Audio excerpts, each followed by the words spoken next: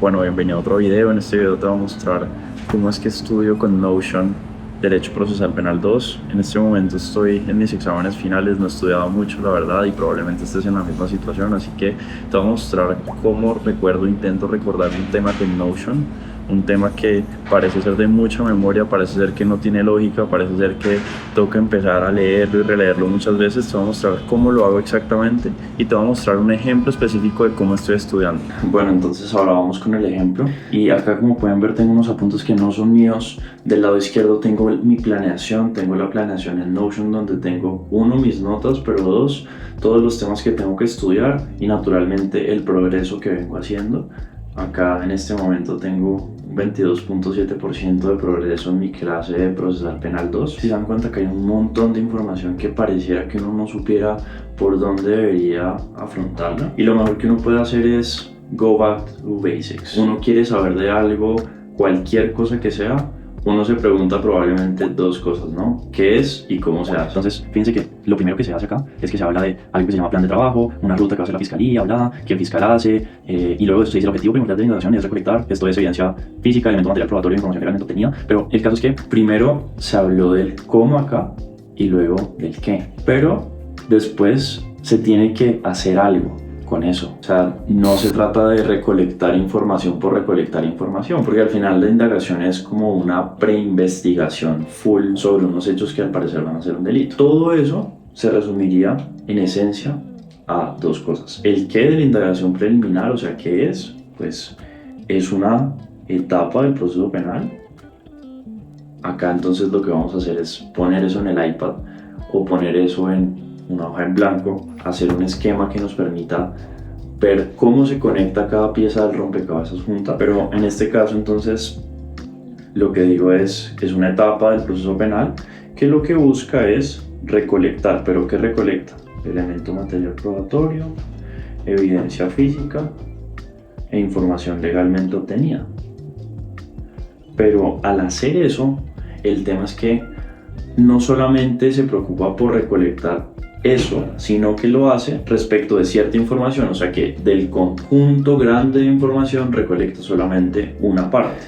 De toda la información legalmente obtenida, evidencia física y elemento material probatorio, se dedica simplemente a recolectar 5 cosas. ¿Cuáles son las cosas que se dedica a recolectar? Ahí es donde ahí sí empieza a profundizar. Primero tuve claro lo general y luego empiezo a profundizar. Esto es lo que se conoce como codificar la información. O sea, no estoy simplemente leyendo los apuntes por leerlos, sino que estoy buscando la mejor forma de entenderlos y la mejor forma de ir paso a paso en cómo podría explicarlos lo más fácil posible. Lo que tiene que hacerse es, en la recolección técnica, verificar si existió el hecho jurídicamente relevante o no, identificar si la conducta investigada es típica, antijurídica y culpable, verificar que para el hecho en concreto no opere ninguna causal eximente de responsabilidad penal, identificar los presuntos responsables e individualizar a los presuntos responsables. La categoría general, hay que identificar una categoría general en este caso.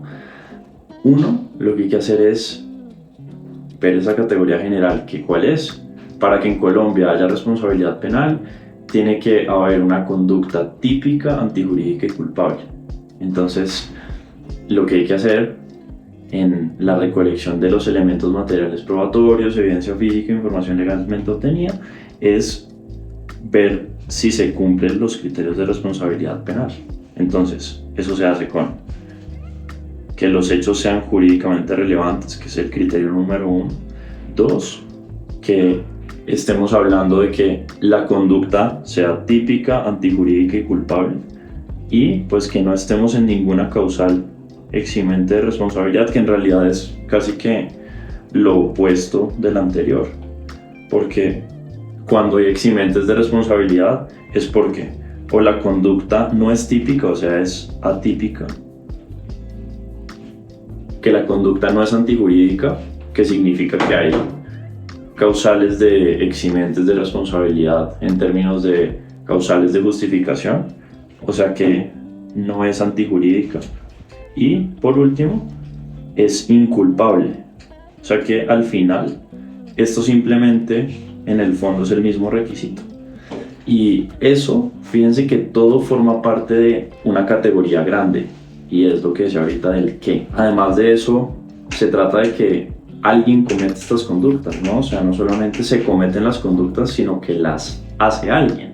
Y para eso entonces vienen los otros dos requisitos, que son, primero, pues identificar a las personas involucradas, y ahí es donde uno trae conocimiento previo de, entonces pues, autor, partícipe, interviniente, que son pues esas formas de determinar quiénes intervienen dentro de un proceso, o más bien dentro de la comisión de un delito. Por último, no se trata solamente de identificar los que sería el nivel 1, sino que tiene que hacerse más específico, tiene que individualizar. Entonces ese es el quinto requisito, individualizar.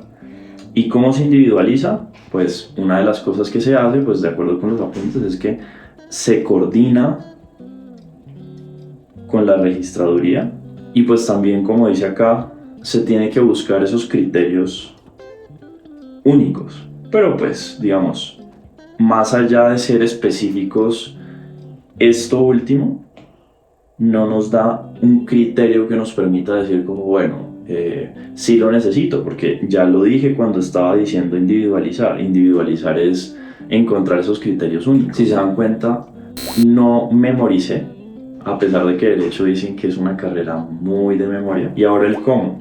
Entonces en los apuntes está el plan de trabajo.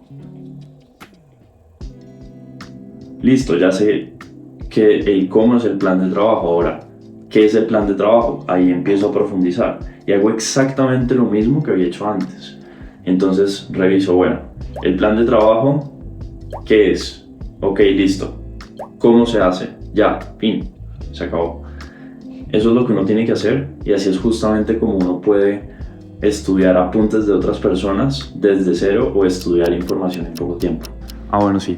Y ya saliendo del WeWork, te cuento que lo último que haría falta por hacer sería concentrarte en que eso que hicimos en el mapa mental, en el iPad o en hojas blancas, luego lo vamos a pasar a una flashcard en Notion con la opción de Toggle List, que luego vamos a sincronizar con Sorbi.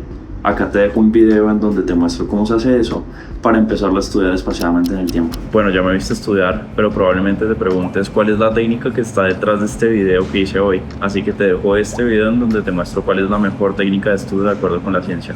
Nos vemos.